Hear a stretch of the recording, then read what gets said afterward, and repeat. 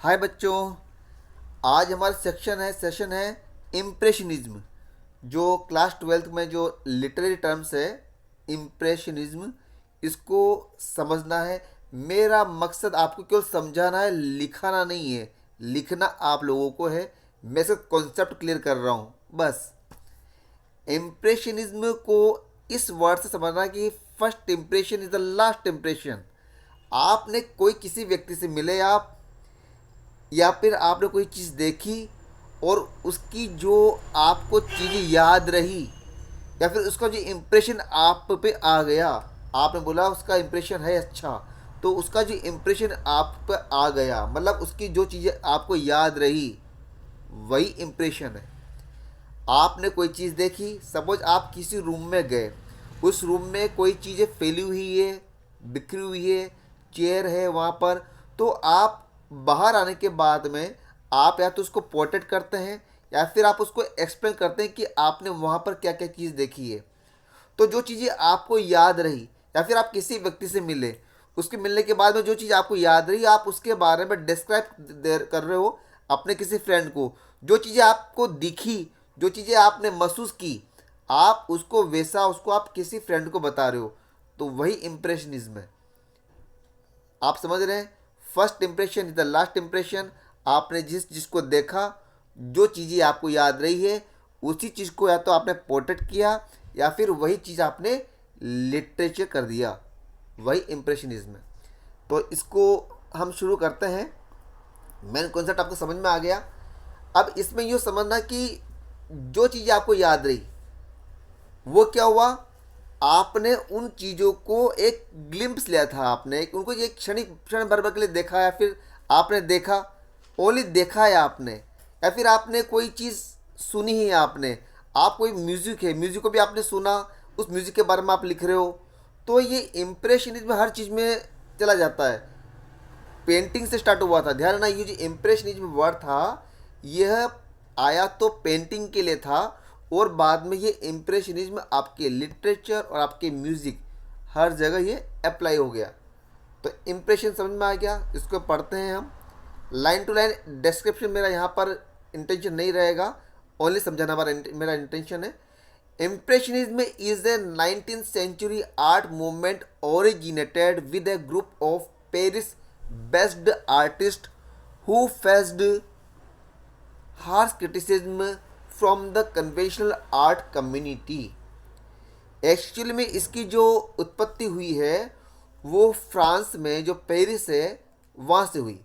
Paris के जो कुछ पेंटर्स थे, उस समय जो कन्वेंशनल पेंटिंग होती थी, जो चीज़ें पहले लोग पेंट किया करते थे, उससे अलग हटकर उन्होंने पेंटिंग की। मेटाफिजिकल में बात आती है कि जो उन्होंने अलग हटकर जो कुछ चीज़ें करी, यहाँ पर भी कुछ अलग हटके कुछ चीज़ें करी। यहाँ पर जो अलग हटके कुछ चीज़ें करी है पेंटिंग के अंदर, उन्होंने अलग अलग चीज़ें अप्लाई करी। एकेडमिक से उन्होंने अलग हटके चीज़ें अप्लाई करी। तो जो अलग हट हटके किया, तो कन्वेंशनल आर्ट की जो कम्युनिटी थी उन्होंने उसको क्रिटिसाइज किया, उनको उनको भला बुरा कहा, उनकी आलोचना की, उनकी हार्श क्रिटिसिज्म किया उन लोगों का। तो वो जो पेरिस बेस्ड आर्टिस्ट थे, उनकी उनके द्वारा ये कला की उत्पत्ति हुई। पेंटिंग की बात कर रहा हूँ फिलहाल भी मैं।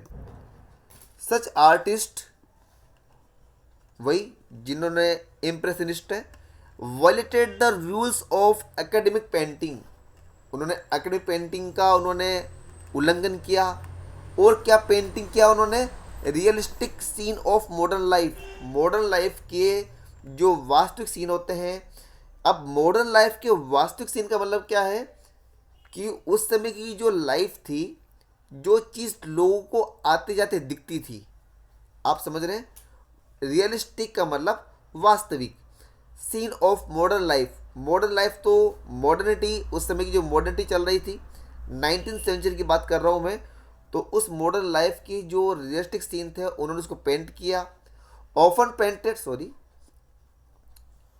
Often painted outdoors in their consistent pursuit of an art of spontaneity, sunlight and color। उन्होंने जो पेंट किया, जो कंटिन्यू वो जो पेंटिंग करते थे, वो पेंटिंग किस चीज की होती थी? स्पॉन्टेनिटी की पेंटिंग थी, जो आकस्मिक चीज़ें होती है। आकस्मिक या सच चीज़ें मतलब है जो जनरली आपको आते जाते दिख जाती है। आप समझ रहे हैं? वहाँ पर कुछ सोचने की बात नहीं है।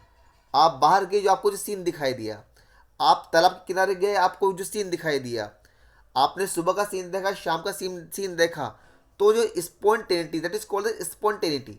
तो स्पॉन्टेनिटी थी सनलाइट और कलर। यहाँ पर सनलाइट और कलर को एम्फेसिस किया है कि उस समय जो अपने को चमक या रिफ्लेक्शन दिखाई देता है किसी भी चीज़ का, लाइट का, कलर कोड का, तो कलर कोड, सनलाइट और स्पॉन्टेनिटी, इन चीज़ों को लेकर के जो पेंटिंग करी, वो पेंटिंग उन्होंने करी स्पेशली आउटडोर्स की। तो उन्होंने आउटडोर जो बाहर की अपने को लैंडस्केप में दिखाई देती है, तो उन्होंने लैंडस्केप या आउटडोर की पेंटिंग करी और उसके अंदर स्पॉन्टेनिटी थी, सनलाइट और कलर का उन्होंने यूज़ किया है। सनलाइट का मतलब उसमें जो आपको चमक दिखाई देगी, जैसे सूरज का प्रकाश है वो कैसे दिखाई देगा, उसका रिफ्लेक्शन है, उसकी जो शेडो बन रही है उससे। The term impressionism has also been used to describe work of literature. अब यहाँ पर उसी टर्म को उसी टर्म को लिटरेचर पर अप्लाई कर दिया गया। इन विच ए फ्यू डिटेल्स, ये इंपॉर्टेंट हो गया अपने लिए, यहीं से हमारा लिटरेचर का पोर्शन स्टार्ट हो गया। इन विच फ्यू डिटेल्स सफिस, जो आपको डिटेल मिल रही है वो सफिशियंट होती है to convey the sensory impression of an incident और सीन। जो चीज़ें हम उसमें देखेंगे पेंटिंग के अंदर, वही चीज़ यहाँ पर अप्लाई करेंगे। Few select details suffice to convey the sensory impression. Sensory impression का मतलब होता है आपकी जो ज्ञानेंद्रियां, वी हैव 5 सेंसेस, आपकी जो ज्ञानेंद्रियां हैं, जो आप पे आपको जो ज्ञान करा रही है, जो इंप्रेशन अपने को मिल रही है। मैंने कोई चीज़ देखी, मैंने कोई चीज़ स्मेल करी, या मैंने कोई चीज़ सुनी, तो जो ये कोई सी भी घटना या सीन जो मैंने देखा, सुना, समझा, जो भी है, वो जो सेंसरी इंप्रेशन मेरे ऊपर हुआ है, उस सेंसरी इंप्रेशन को उसको दिखाने के लिए जो डिटेल है, वह डिटेल ही इंप्रेशन है। मतलब मेरे ऊपर क्या इंप्रेशन पड़ा है, मैंने क्या चीज़ याद रखी, मैंने क्या चीज़ मुझे याद रह गई है, और मैं उसको लिख रहा हूँ। तो few select details suffice means sufficient होती है to convey the sensory impression of an incident और scene. Impressionist literature is closely related to symbolism. अब एक्चुअली सिंबलिज्म वर्ड कहाँ से आया? जैसे आपको कोई चीज़ याद रही, तो मैं कहीं पर गया और मुझे कोई चीज़ याद रही, सपोज वहाँ पर आवाज़ आ रही है, हमिंग की आवाज़ आ रही है, तो हमिंग की आवाज़ जनरली किसी बी की आवाज़ रहेगी। वहाँ पर सरसराहट की आवाज़ आ रही है, पत्तियों की सरसराहट की आवाज़ आ रही है, तो जो एक विस्परिंग साउंड्स ऑफ लीव्स आ रही है, तो जो उनके पत्तियों की सरसराहट की आवाज़ आ रही है, तो वो जो इस तरह का जो सीन बन रहा है, वो सिंबल बन रहा है किस चीज़ का? कि हो सकता है वो ऑटम सीजन हो, वो हो सकता है कि ऑटम सीजन हो।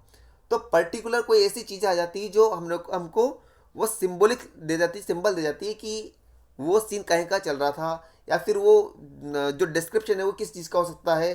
तो ये जो मिल रहा है अपने को, वो है सिंबलिज्म। तो सिंबलिज्म रिलेटेड है ये, तो it is closely related to symbolism.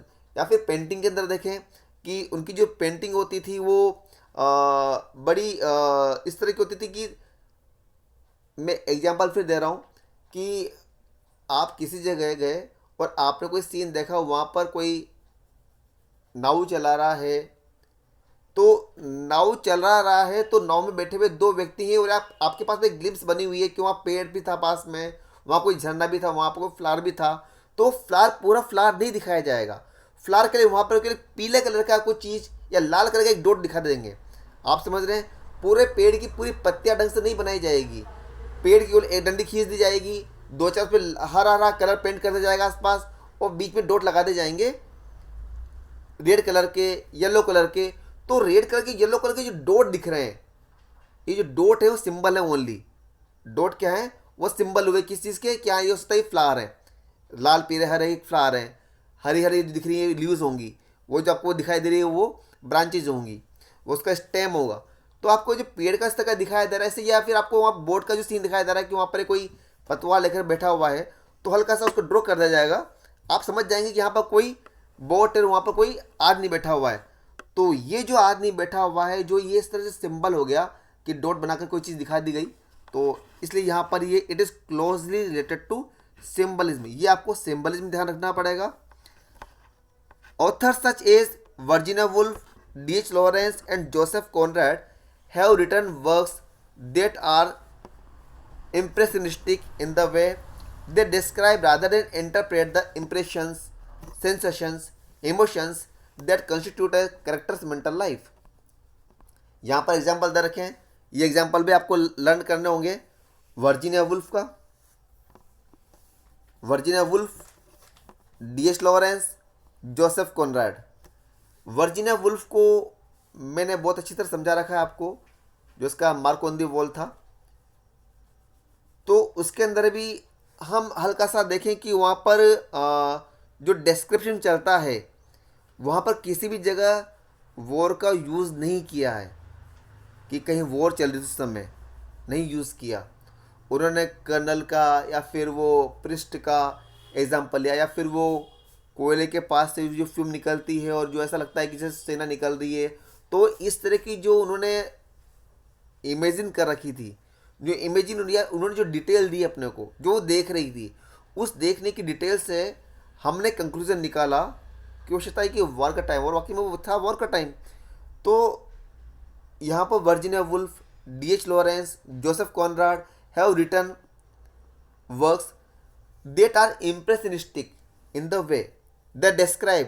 वो ओनली डिस्क्रिप्शन दे रहे हैं हम अपन को, उन्हें अपन को डिस्क्रिप्शन दिया है कि कोयला है, वहाँ से कोयले के पास से फ्यूम निकल रही है, ऐसा लग रहा है जिससे वो चल रही है, उसकी सेना चल रही है। या फिर उन्हें कर्नल का या पृष्ठ का जो भी उसमें एग्जाम्पल दे रखे थे, और टॉम्ब का जो भी एग्जाम्पल उन्होंने दे रखे थे, वो सब क्या दिखाते हैं अपने को? एक डिस्क्रिप्शन दे रहे हैं वो, रादर देन इंटरप्रेट। परंतु उन्होंने कहीं पर इंटरप्रेट नहीं किया, जो वो देख रही थी या फील कर रही थी, उस फीलिंग को उसने डिस्क्राइब किया है, रादर देन इंटरप्रेट। उसने क्लियर उसको इंटरप्रेट नहीं किया कहीं पर भी।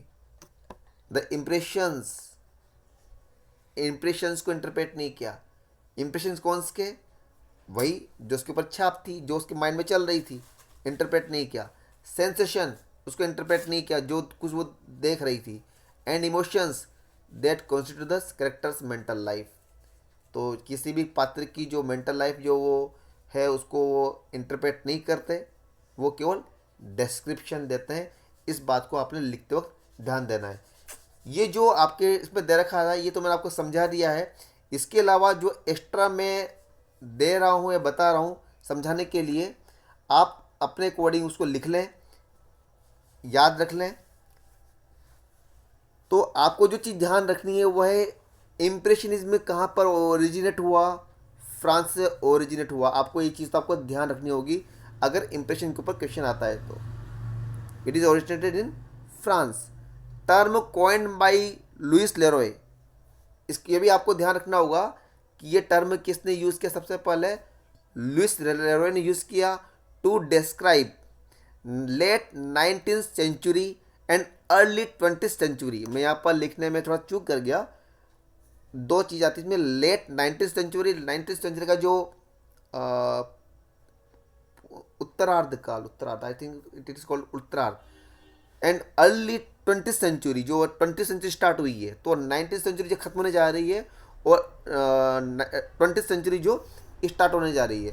तो इन दोनों के बीच के काल में जो भी आर्ट हुआ, तो term coined by Louis Leroy to describe late 19th and early 20th century art movement, specially for paintings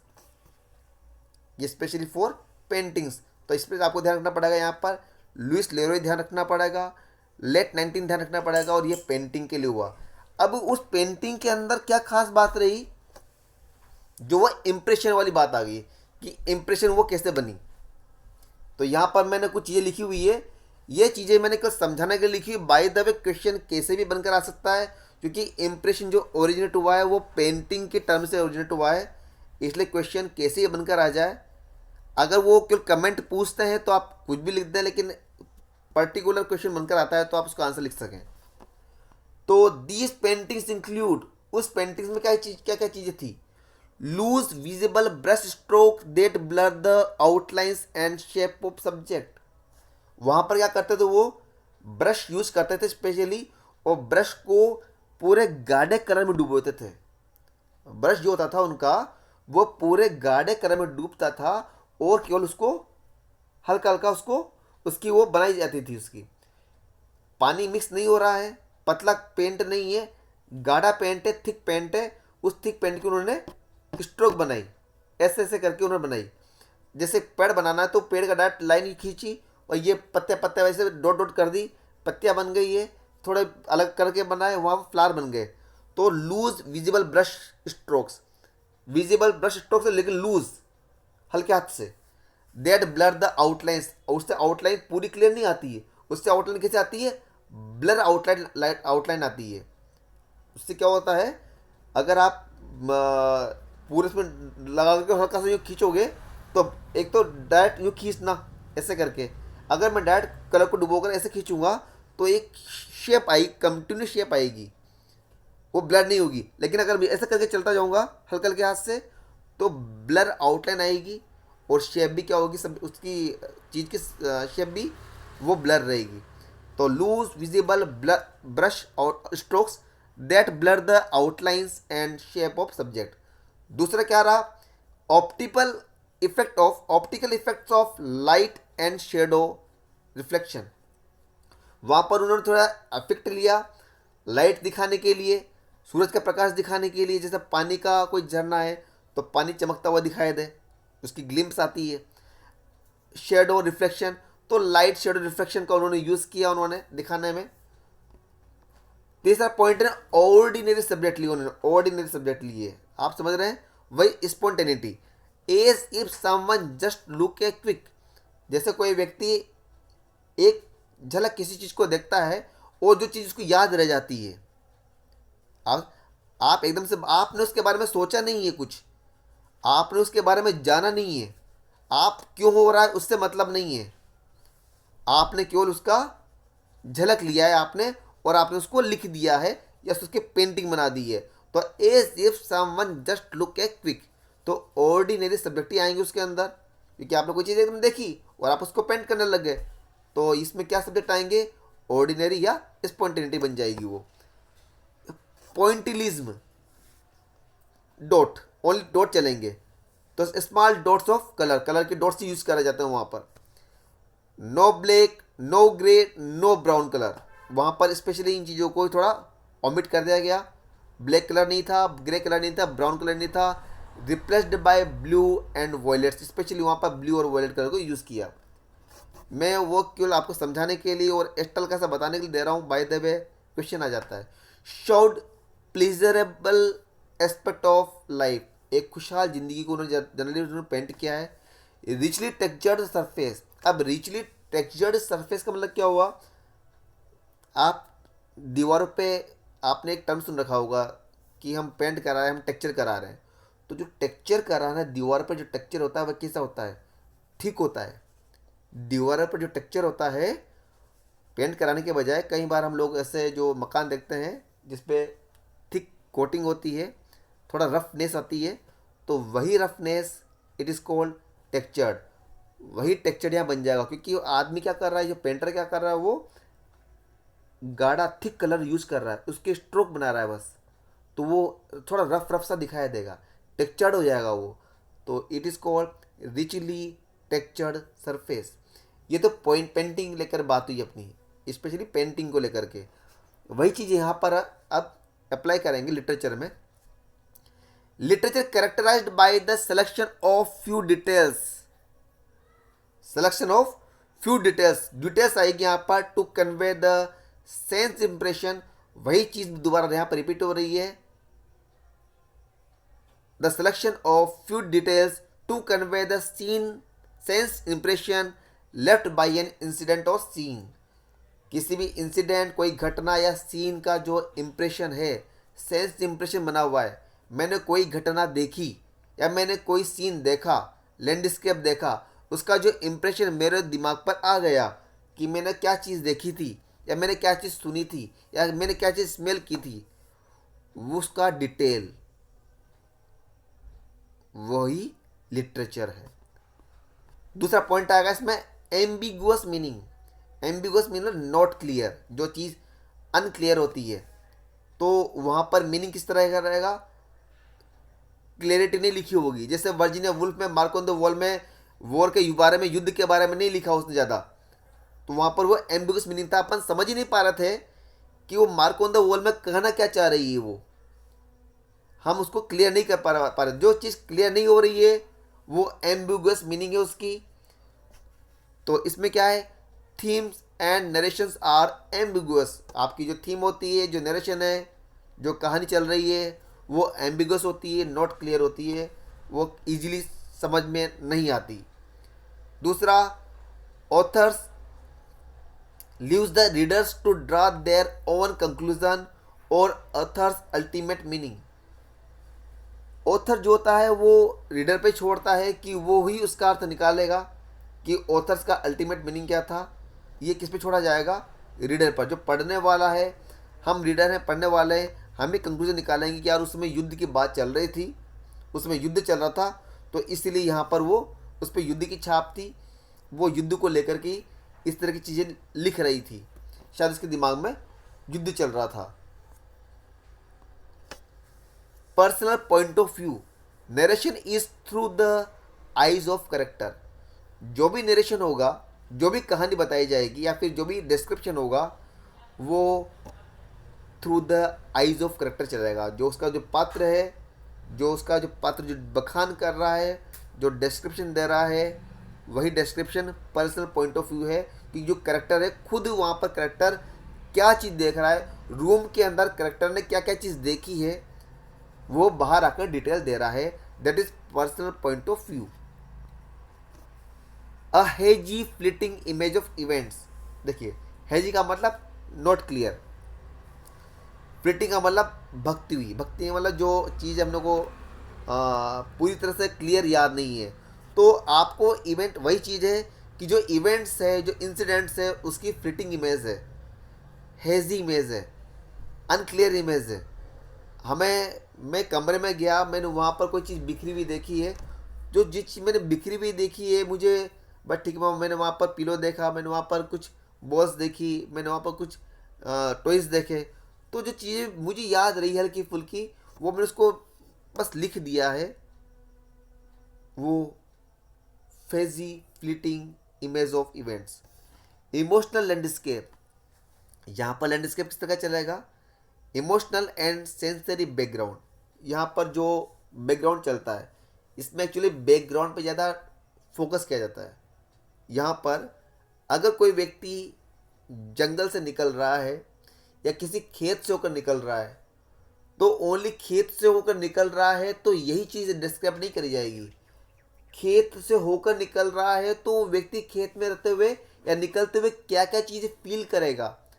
हो सकता है वहाँ पर सरसराहट की आवाज़ फील करें, वहाँ पर झिंगुरों की आवाज़ फील करें, सुने, वहाँ झरने की आवाज़ फील सुने, वहाँ पत्तियों की या आसपास के पेड़ों से वहाँ से जो प्रकाश आ रहा है उस चीज़ को वो फील करे। तो वो जो फील कर रहा है, जो देख रहा है और जो सुन रहा है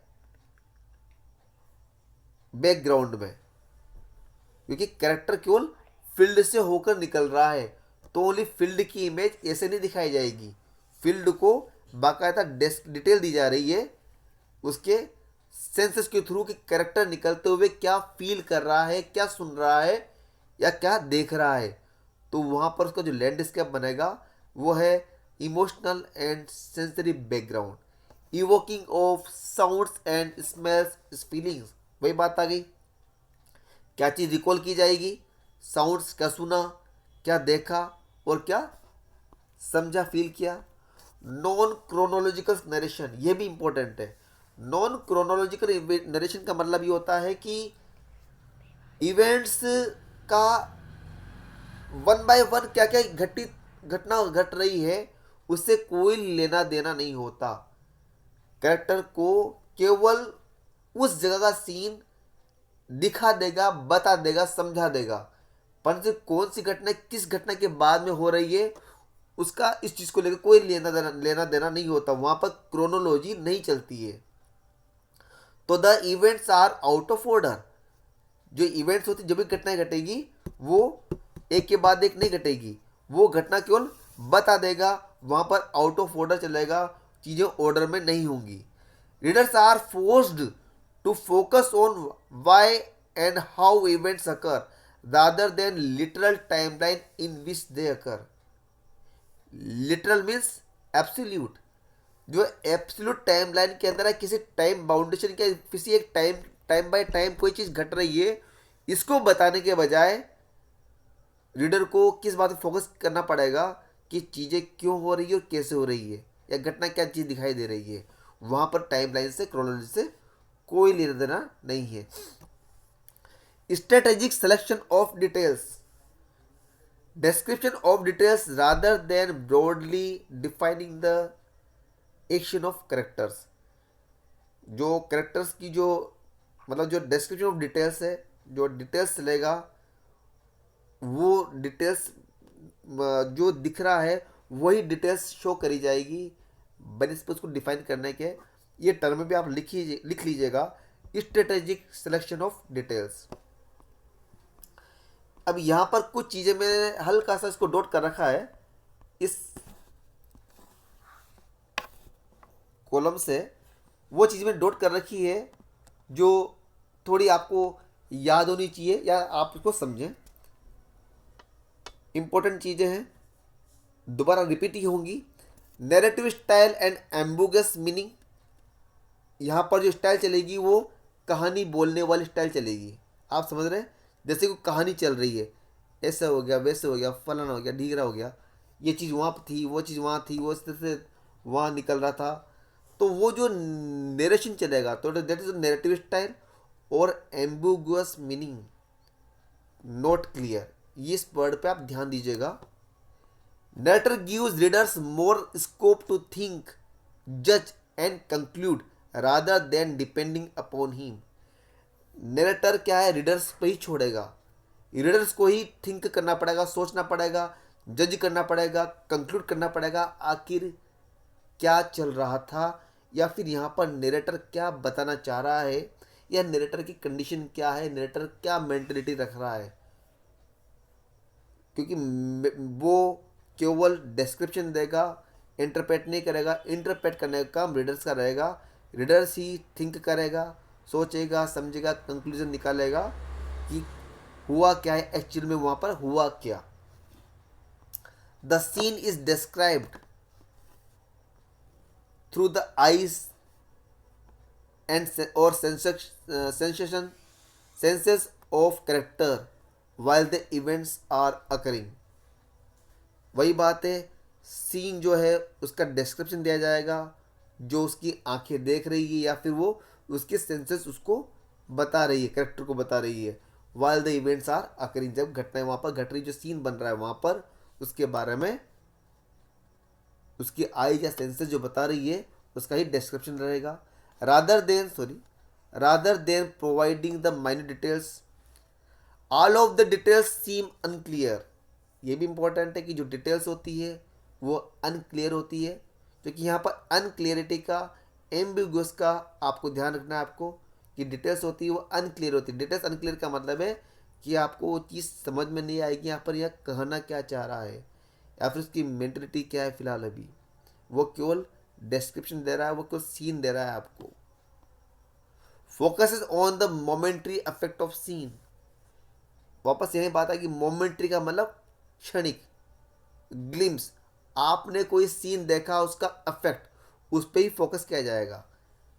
मैं बाहर गया, मैं किसी मेले में गया और मेले में जाकर के जो चीज़ मैंने वहाँ पर देखी, वहाँ पर मैंने चक्री, रेहट, या फिर वहाँ पर जो मैंने वहाँ पर शॉप्स देखी या म्यूजिशियंस देखे, तो वहाँ पर जो चीज़ मैंने देखी है, उस एक बार मैं वहाँ से निकल रहा हूँ, मैं वहाँ से मैं गुजर रहा हूँ, गुजरते हुए जो चीज़ें मैंने मार्केट में जो चीज़ें देखी, जो एक बार मैंने चीज़ें देखी और बाहर आकर के मैं उनके बारे में या तो ड्रॉ कर रहा हूँ या फिर मैं लिख रहा हूँ, तो मोमेंट्री इफेक्ट ऑफ सीन, तो focuses on momentary effect of scene, इस पर भी गौर किया जाएगा।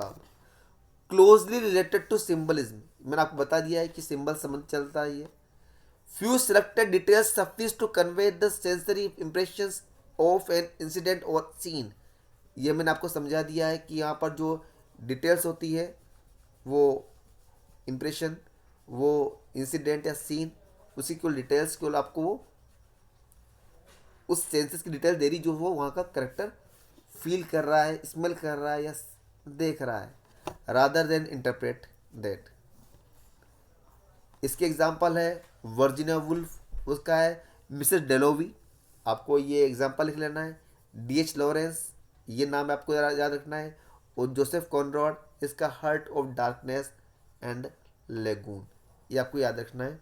तो मेरा केवल आपसे ये था कि इम्प्रेशन वही है जो आपको कोई चीज़ देखी, सुनी या फील करी, और आपने उसका जो आपने देखा सुना करा वही आप याद, जो आपको याद रह गया है वो आपने किसी को आपने बता दिया, पेंट करके बता दिया, या फिर आपने उसको लिख कर बता दिया। जो लिख कर बता दिया दैट इज़ लिटरेचर, और पेंट करके बताया that is impressionistic painting. Okay thanks, मैं नेक्स्ट वीडियो वापस लेकर आऊँगा लिटरेचर टर्म्स का, और इसमें जो जो कमेंट शेयर जो कुछ करें वो कर दें प्लीज़।